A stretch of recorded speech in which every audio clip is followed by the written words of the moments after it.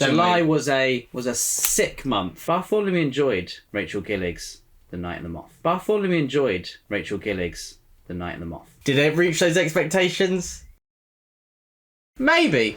And a huge thank you to all of our Patreons. Thank you to the Pit Fighters, the First Swords, and all of the Bright Stars, Truth and Courage. Hello and welcome to the channel today. I'm Will, this is my brother Ed, and today we are talking about what we read in July, and we got some bangers. July was a sick month. It was, and we've got my wrist. We got some bangers, we've got some mash, but enough about food. I've got some 4 books, all which were just so good, and also I feel quite happy with what I read. I actually read something this month because they are quite big books. It's medium rare.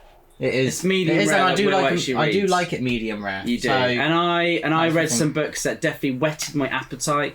There were some spicy books. There were some books that had kind of, not too many spices thrown in, but they were, good value meals. Just one or two. Pretty like a Tesco meal deal. They were good value, and I'm looking forward to chatting about them. Ed, kick us off with one of yours. I would never kick The Night and the Moth by Rachel Gillig. This is, it's labelled as a romantasy. I think it's more of a gothic fantasy vibe that we're going for. Rachel Gillig, she's crafted here a completely fantastic book. I did not expect myself to love it as much as I did. I'm even wearing Bartholomew, the t-shirt from Courtney, over at Flowers and Fantasy. We love their shop, so go give them a little support. So, The Night and the Moth is Rachel Gillig's new book after her duology, I think One Dark Window it started with, and that were, it did very, very well. She gained quite good critical acclaim, we would say. Does Sadie prefer those or this? I don't know. She's read all three. She them all equally. She is our resident Rachel Gillig expert. Yes. Sadie and I will actually be doing a review of this very, very soon. We'll be fighting over this t-shirt. But that'll be in the future, so I won't talk too much about it. But what I really loved about it was it had such a great balance. Now, we have the story of the diviners here. There is one character, she's a diviner, basically a nun, but a fantastical version. She's able to see visions of the omens, who are these unearthly beings. She's nearing the end of her kind of tenure as one of the diviners, and then her sisters, the 5 others, go missing. She's friends with a gargoyle called Bartholomew, and he's not really called Bartholomew, he just calls everyone Bartholomew. It's a funny guy. And the story quickly evolves. It always morphing, always changing. It's like a chameleon, and it's fantastic. I absolutely loved it. It's such a great balance of character and dialogue and world building and plot events to keep you hooked. I felt like a worm on the end of the hook, and it was very, very enjoyable. Bartholomew finished it. Bartholomew enjoyed Rachel Gillig's The Night and the Moth. Very nice, Ed. And maybe if I read it, we can do a trio review on the channel. Maybe. Next up, I've got Jade Legacy by Fonda Lee, the conclusion of the Green Bones saga. It's been a long time since I read 2 books from a series back to back. I did that with Jade War last month and Jade Legacy this month, because I finished Jade War like the penultimate day of June, and this in July, and so it felt really nice actually to properly immerse myself. There's so many books out there, so many series to read, that I feel FOMO, and it feels hard to actually read 2 books of a series back to back. And often I feel it's actually good to give yourself that time to, mull over it and really comprehend what has occurred. Not that I'm Nessa. Jade Legacy, though, I just really felt like I had to dive straight into. This is family saga, criminal warfare, political intrigue, and magical addiction, all rolled into one in some really bold and divisive decisions as well. Final book of the trilogy, so obviously I can't say too much, but something that is known about Jade Legacy is it spans a long period of time. And personally, I loved this. Every fantasy book I've ever read, all of the main characters, other than Abercrombie maybe, they all have a big part to play, and none of them falls out of the story because they're needed. The author spent time building them up. You're invested as the reader, you want to see where their story goes. Whereas here, Fonda Lee, she is just confident enough to have characters retire, characters go away, characters just think, I'm leaving this family business now, and it's fantastic. I love that as a dash of realism to the story. It always feels paradoxical saying that of a fantasy book, but it's true. You need realism to have that suspension of disbelief, that it's not just too crazy. And I've really enjoyed that with Jade 1, Jade Legacy. I'm thinking over the ending. Initially, I loved the ending, but thinking on, there was a tiny bit more I wanted. There was something. Are you nitpicking? But the rest of the story was brilliant. Yeah. So I'm saying this is like a 4.5-star read because that ending, it is the end of the trilogy. So it's like, was just, I don't know. I thought it was going to be like a knockout punch, and it kind of just ended up. Yeah, it's not a Mike Tyson punch. No. More of a, Ricky Hatton kind of thing going on. He'd batter us still. Yeah, he still would. But so, at the end of the day, when you look back on the series, you'll still think of it fondly. How long have you been waiting to say that? 3.5 minutes. Great. You Jade talk a Legacy. lot. There we go. You talk a lot. Now, I love returning to old favourites, and I read The Buffalo Hunter in June, one of my favourite books probably of all time. And in the back, Stephen Graham Jones mentioned Christopher Bjornman was a huge influence on him. So obviously, I'm very impressionable when I decided to return to Christopher Bjornman's works, and I read The Daughter's War, which is a reread. This is was it last year? Yeah, it was last year. My second favourite read of last year. My favourite fantasy And it book was of last my year. favourite of last It was year. your favourite, and it is absolutely fantastic. It's even better on the second read. There is so much that Christopher Bjornman does, what he does well as a horror writer, how he incorporates those elements of the Goblin Wars. So this is the story, it's called The Daughter's War, and the warfare has happened so much in this fantastical world, which is very much inspired by medieval Spain, that basically there's a lot of men who have died, and it got to the point where, the armies were so depleted that the women were all called up to service as well. Now we follow Galva, who is a young duke's daughter, and she is part of a new kind of a group of knights, a corps, we would say. But there are no horses left in the land, so these people are trying to come up with a way to fight the goblins without using some type of cavalry.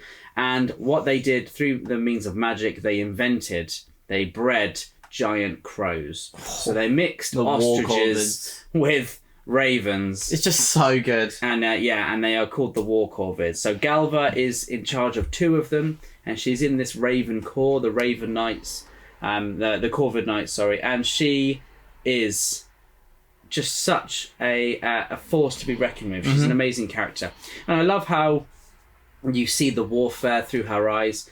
It's played out just so kind of deftly. It's a deft touch through Christopher Bjornman's writing. He's got such sharp prose. He does. And the way that you're able to connect with the characters, with the horror that's going on around them, with the animals as well. I haven't read such fun animal companions since I read The Faith and the Fallen and The Bloodsworn. Something that Papa Gwynne has a knack for, and I think Christopher Bjornman has it too. I just wanted to read The Daughter's War again, and I absolutely loved it. It is one of the best cases of unreliable narrator that you will find. And I will also talk about the next one, Will, because they're going to go hand in hand, and I read it. Let me put mine down. So I also then reread The Black Tongue Thief, which I read many a year ago. Which way round did you read them, Ed? Right, I read The Daughter's War first, and then The Black Tongue Thief. People are going to hunt us down again. Yeah, but I think that's the way you should be reading them, because when you meet Galva, it's quite the experience to meet Galva in The Black Tongue Thief, and I think you have far more of an emotional connection if you've met her in The Daughter's War. So The Black Tongue Thief, we follow someone else. His name is Kinch, and I listened to this on Audible, and Christopher Bjornman, he narrates it himself with a very mean Irish accent. Does he narrate The Daughter's War? No. Someone else. The Black Tongue Thief, it's far more light-hearted in terms of prose. Kinch is quite a humorous person. I think the humour is brilliant. I did find myself laughing out loud quite a lot. I think Christopher Bjornman struck a good balance with having that kind of tone with some moments of gravitas and some powerful and poignant scenes as well. And it's hard to achieve that, I think, when your character is, always flying with keeping, I'm always like nose laughing, like that's my nose sigh laughter. And this is a book that will make you be doing that all the time, no matter where you are. And I love meeting the characters here. The world building is fantastic. I absolutely love it. And Christopher Bjornman has some really unique ideas, and I just love seeing his imagination play out. So check these out. I can't wait for book 3. Hopefully next year. Next up, I have got some self-publisher gem. That is Unbound by Michael Miller. This is book 2 of the Songs of Chaos series. Book 1, Ascendant, was fantastic. Yeah. I really loved that. When you begin, it feels really nostalgic, reminding you of classic fantasy. But don't worry, it diverges there. It's not just predictable, it becomes unique and it draws you in with stuff that you wouldn't see in classic fantasy. And there's some very bold decisions. It goes against what you expect. And that continues into Unbound. The difference here is it's much more epic. In Ascendant, we've got one POV. I think there might be 1 or 2 chapters with someone else, but mainly just one POV. Here we've got 3 main POVs, and so it really does become more of a sprawling epic. But it's epic in terms of what's coming, but it is also, you know, quite intimate, quite pulled down at first, and there's this building of tension. And then when those kind of climaxes hit, it is hard, and it is just so good. Michael Miller has just got brilliant smooth prose and these standout characters, and the animal companions and the dragons, some are so cute, some are so terrifying, some are both, and they're just so well written. Can I say so well again? Reminds me a bit of you. Terrifying. Sometimes so cute, sometimes so terrifying. Am I unpredictable, Ed? Oh yeah. But I'm really looking forward to carrying on with this series. Me too. I'd like to get to Unbound very, very soon. So I carried on my Christopher Buehlman binge and I read The Lesser Dead by Christopher Buehlman, obviously. And this book was actually named in the back of Buffalo Hunter Hunter as being Stephen Graham Jones's favourite vampire novel. This is the year of the vampire. I've read so many vampire books, I've watched so many vampire films, and I just can't get enough of them. I'm really sinking my teeth into them. I mean, it's just... I don't even feel drained yet. No. You know, I can just keep going till the end of time, like a spider monkey. The Lesser Dead is one of my favourite books. It's just catapulted into my favourites. Do the vampires glitter? They don't glitter, Oh, but all that is gold does not glitter. that is true, Ed. Yeah, all those who wander I'm are not not lost. lost. The Lesser Dead is the story of New York City in the 1970s. We have a vampire, a young man he was turned when he was a young man, so he's still kind of, he retains his look. And he is living in basically essentially underneath New York City. Him and his cohort of vampires are living there, and we just follow him, you know, his everyday life in the day of a vampire. You know, it's very funny. Christopher Buehlman's got quite a wry sense of humour. And then one night the vampire sees some vampire children, and that is forbidden in their vampiric law of New York City, that no one will turn children. So then the story becomes focused on finding out who is turning these children, because that person is obviously incredibly dangerous. Vampire children could, you know, they're pretty feral, they're hard to contain, they haven't learnt about being a vampire yet, they have some things that are special about them as well. And again, Christopher Buehlman just highlights what an amazing sense of imagination he has, and I just absolutely loved reading it. The ending is one of the best endings I've ever read, just of any book. Is it? It is so clever and so unique, and it's so cinematic. I would really, really recommend, if you want to read a bit of horror that is light-hearted at times, but there are some pretty harrowing moments, then check out The Lesser Dead. It's a really fantastic take on vampires. Next up, I've got a fancy titan that I may have been meant to read a little while ago, but I did start it when I was meant to. It's taken a while. It is Dead House Gates by Stephen Erickson. I'm so sorry. I just apologise for his tardiness. You actually need to read more. All that matters is I've finally done it, Ed. Yeah, a year late. 2 months, actually. Let's not exaggerate. For the millionth time, let's carry on. Dead House Gates by Stephen Erickson. Book 2 of the Malazan. And I really enjoyed Gardens of the Moon. I enjoyed it more than I was expecting. We did a review on the channel. You can check that out if you want. But I enjoyed it more than I expected to. So going into Dead House Gates, I was stretching, I was warming those muscles up, and I was like, this is going to be memorable. This is going to be one of the best reading experiences of my life. Did it reach those expectations? No. Sadly, it did not. This is hard because there are some parts that I absolutely loved. The first half of the story of Felisin, which a lot of people don't like, I thought was brilliantly written. I enjoyed a lot of the kind of main plot line with the army retreat. Yeah. Can't go further into detail because of spoilers. But You like the Chain of Dogs? I enjoyed... No, here's the difference. I enjoyed the first half, and then as soon as it became the Chain of Dogs, I did think this is epic and this is crazy and this is like... Oh, Will. You're gonna... The creativity was... You're gonna get us cancelled. The creativity was inspiring and it was incredible, but the key issue I have with this book is I'm not invested in the results. Some of the individual characters I care about and I'm invested in their story. But say, in Game of Thrones, when Stannis and Renly are facing off against each other, Spoiler. you're so invested because...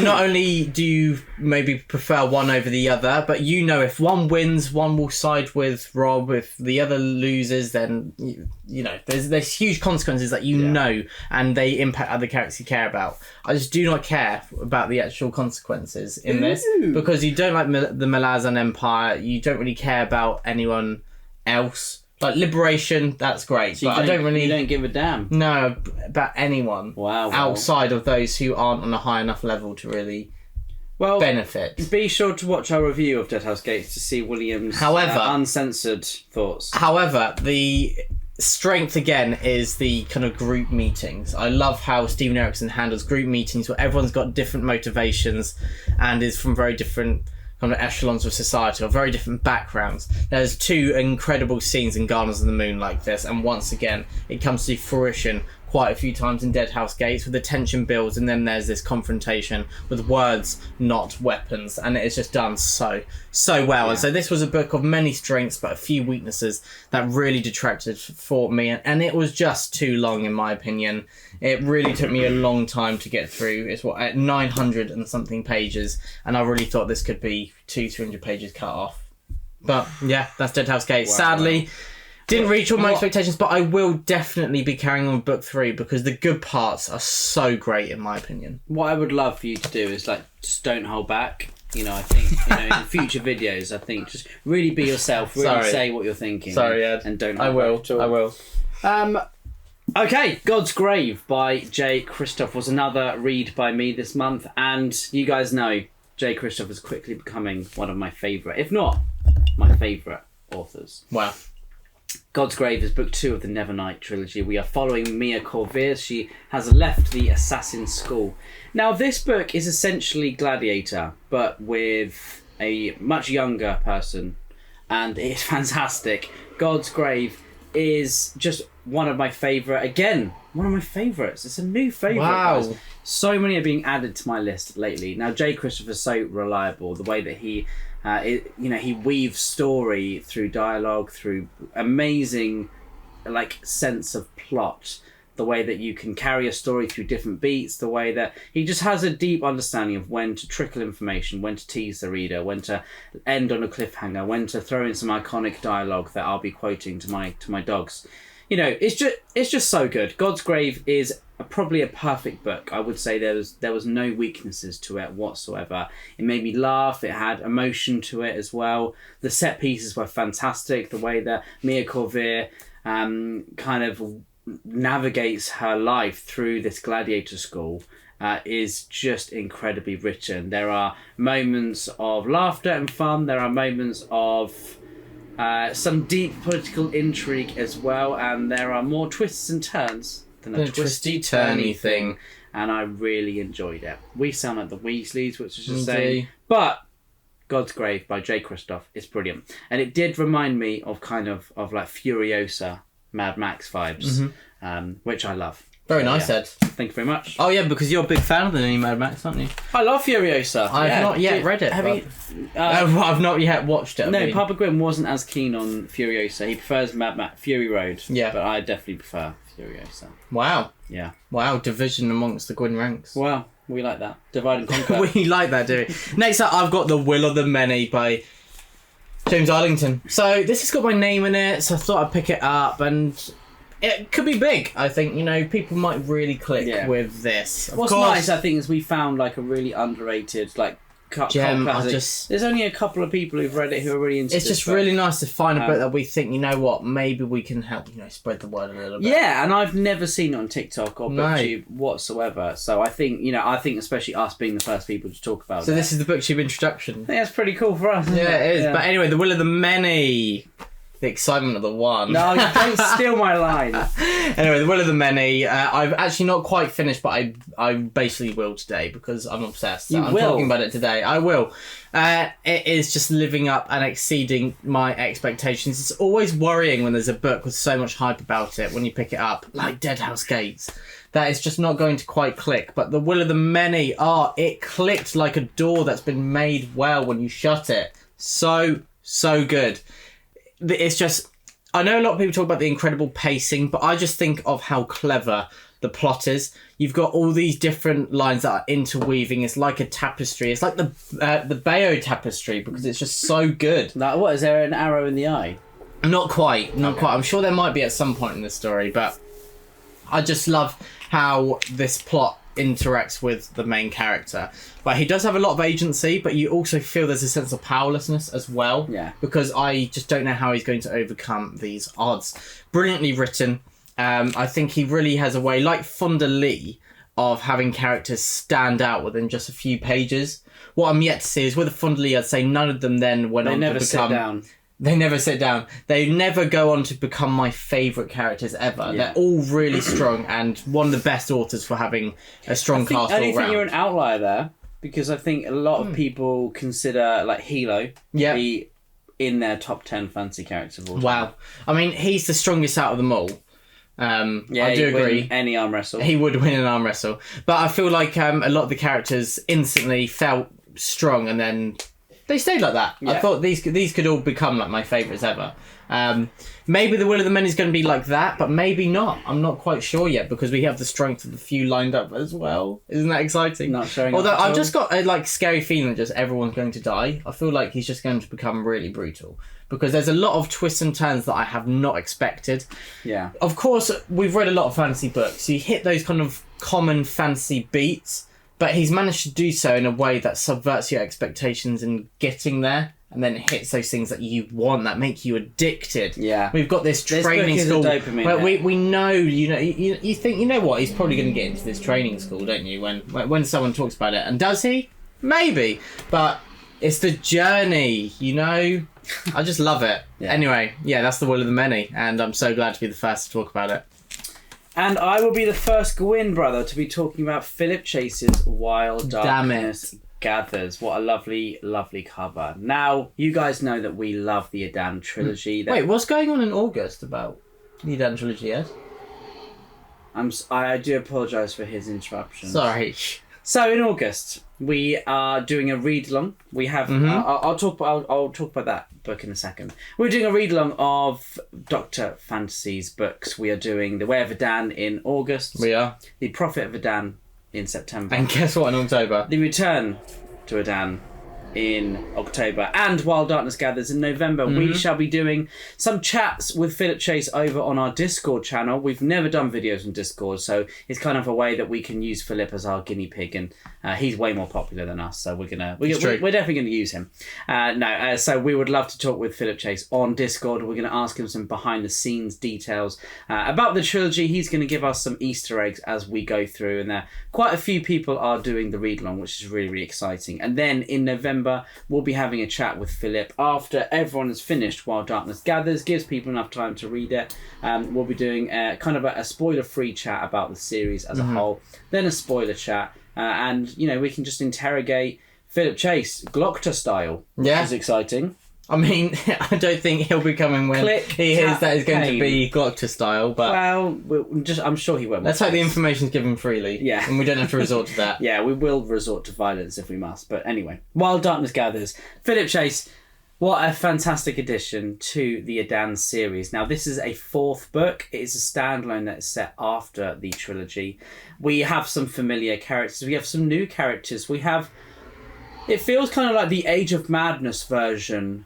this edition of the Adan series. So this is, has maybe some main characters or some characters' children featuring in it, which I think is a great touch. Now, it's quite a departure of style. I think it's quite different to the Adan trilogy in terms of even down to the prose. I feel Philip is kind of evolving, but it's much more of a fast-paced, gripping adventure story rather than the original trilogy being this kind of this philosophical approach into the fantastical world and seeing the effect over a period of time. Yeah. I love both approaches, and I love that Dr. Fancy is able to, take his hand to both of them and kind of experiment, but, in a way that is just handled so well. Yeah. So we have Gorsarhad is the eldest of dragons, and she has lain waste to the north.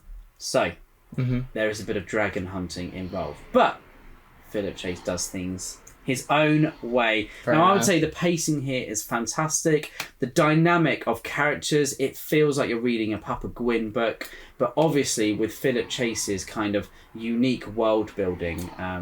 And I absolutely loved it. I cannot wait to talk with him about this book. As I said, I thought the pacing was fantastic. It's a short book, so you could easily use it as a palate cleanser. You could even read this one first if you wanted to and you didn't mind a few spoilers from the first trilogy. I do obviously recommend reading all 4 books probably in the next couple of weeks. It is the way, Will. It is the way.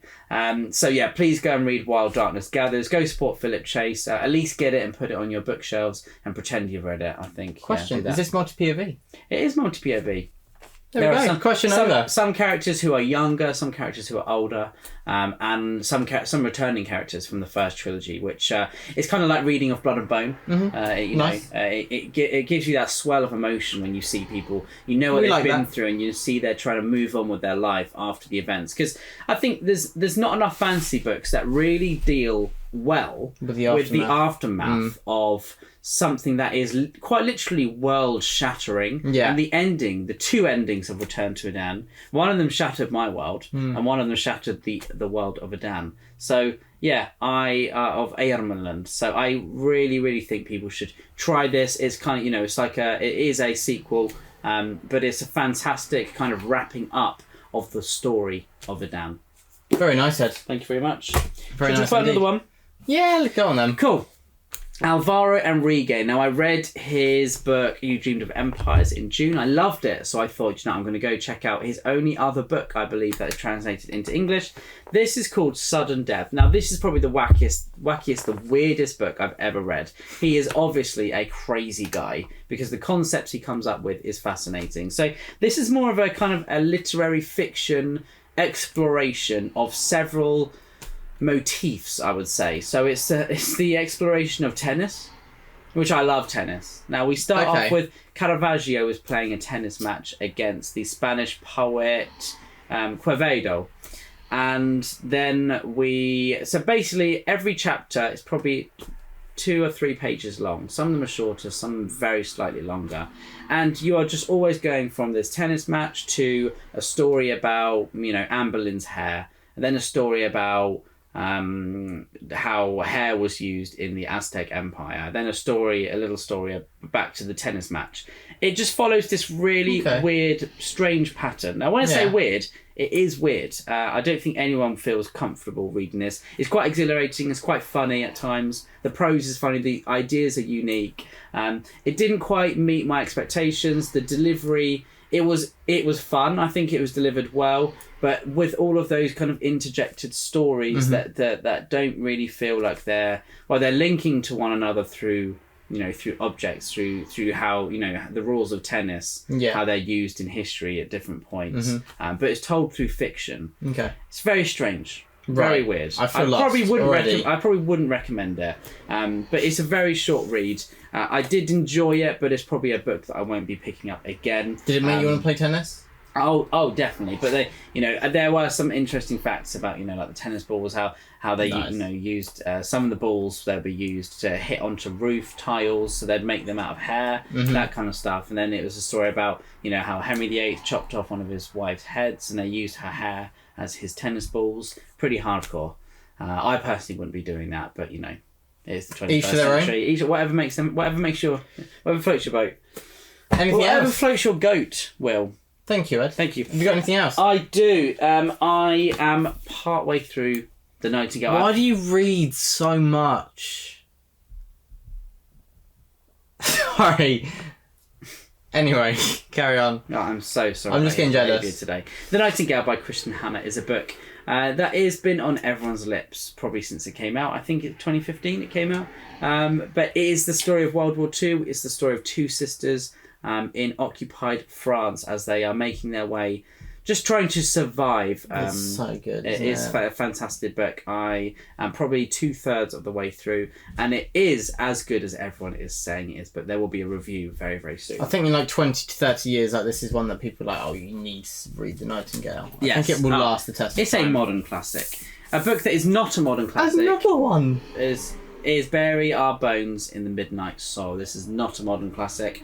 I will say I did not enjoy this whatsoever. It is the story of vampires through the ages. We have, at the beginning, 3 POVs. One of them is in the 16th century in Spain. One of them is in, and then the other 2 are in the 21st century in, I believe, Boston.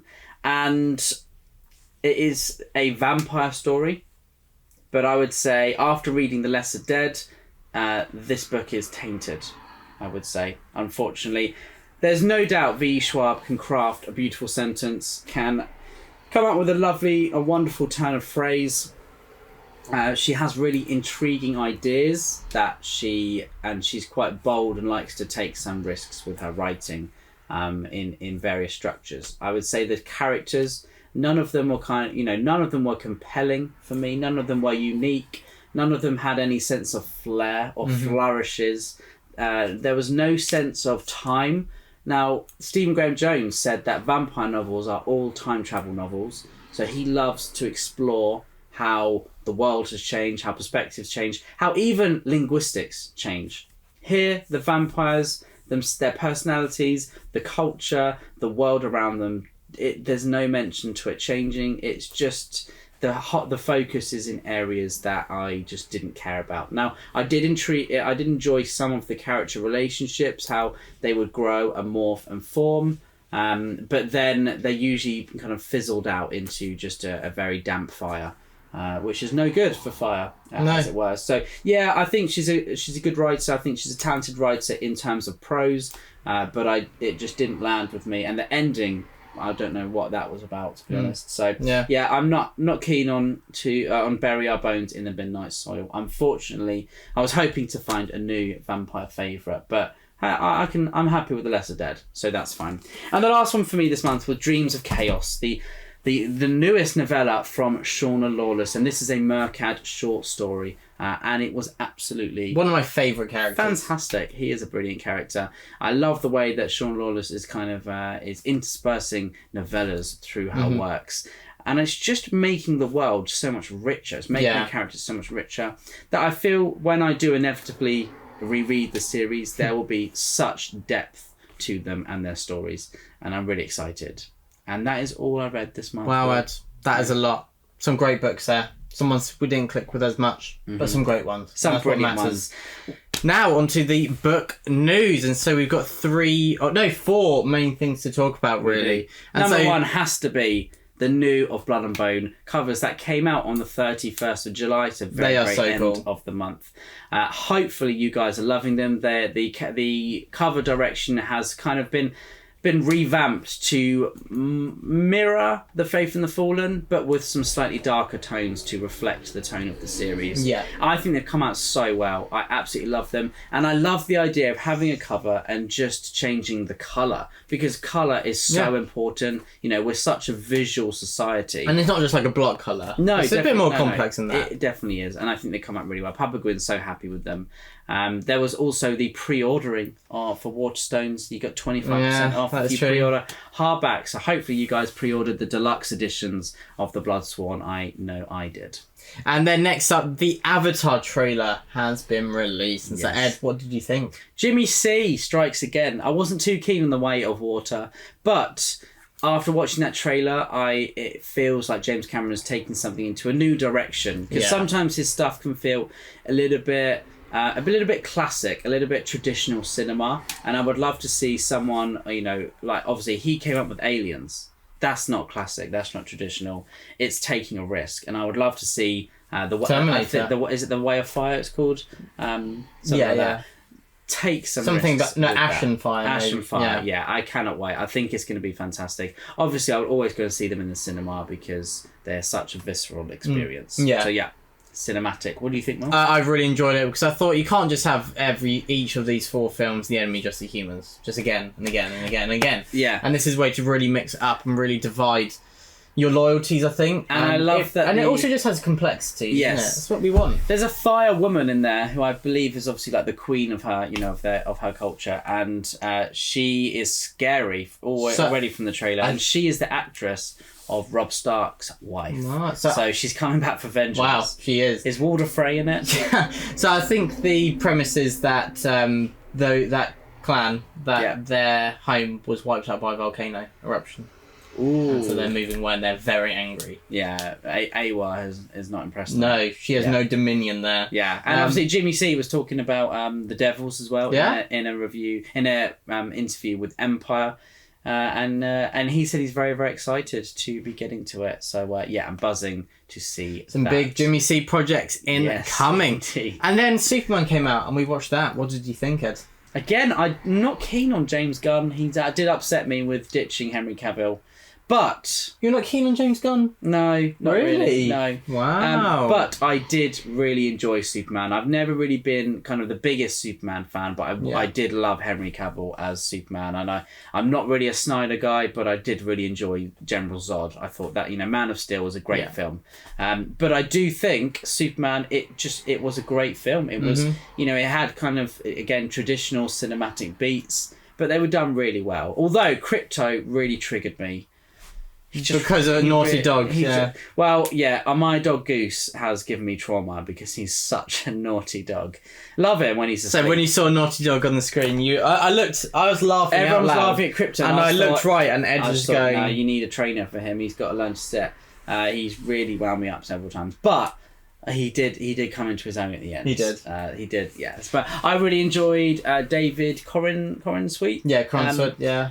His portrayal of Superman, I think, had struck a fine balance. And, James Gunn is pretty reliable with having good humour, with having enough, high moments, low moments, moments to kind of carry you through the plot. And it's always exciting. It's always fun. So I did really enjoy it. Papa Gwynne loved it. I was really glad he didn't take the humour too far. Yes, he nearly did. Yeah, I think it was just enough. Yeah. And that song, the song "I'm a Punk Rocker," it's just been in my head. I also really like what's the other one? 5 Years Time. I haven't heard that one. It's the one during Mr. Terrific scene. Oh, okay, sure. That's just in my head the whole time. Yeah, Mr. Terrific was fun. And then what's the last bit of news, Ed? I don't know, Will. What is the last bit of news? Emma Wong? Of course, Emma Wong has released in her newsletter, which you should all subscribe to, that she is having the best fun of her life working on her new project. I think she signed a 2-book deal with Del Rey. Yeah. So obviously book 1 was Blood over Brighthaven. I hope it's a standalone, completely set in another world, because that would bode well for the fantasy world. I think if authors can go out there and start getting standalone deals and separate worlds, think of Guy Gavriel Kay. I'm pretty certain it is another standalone. That really excites me. So I think it opens a whole new market for new and up and coming authors. So do I. And yet she's working on something new, which is wicked. I know that she hasn't really got a social media presence. She doesn't do interviews. So it's exciting to see, hear some word that she's working on something new. And the 2 books that I've read of hers, superb. Yeah. So there we go. That is the July news. What we read in July. What was your book of the month, Ed? The Lesser Dead and God's Grave. I'm sorry. You're cheating. I'm sorry. I'll allow it, because it is Christopher Bjornman and Joe Christoph. Yeah, great guys. The Will of the Many for me. Not quite finished, but at the moment, by far. Not Dead House Gates? It was close, but I went with The Will of the Many this time. Jade Legacy was up there as well, and so is Unbound. All really high quality reads. Right, you've chosen 4. No. I've said The Will of the Many is at the top, but they were just Unbound and Jade Legacy were 2 other fantastic reads. Thank you so much for watching our July Reads wrap up. We'd love to speak with you in the comments and hear what you've been reading in July. We would. And see what you're going to be reading in August. But in the meantime, stay safe, everyone. Truth and courage. The Brothers Gwynne. The Brothers Gwynne.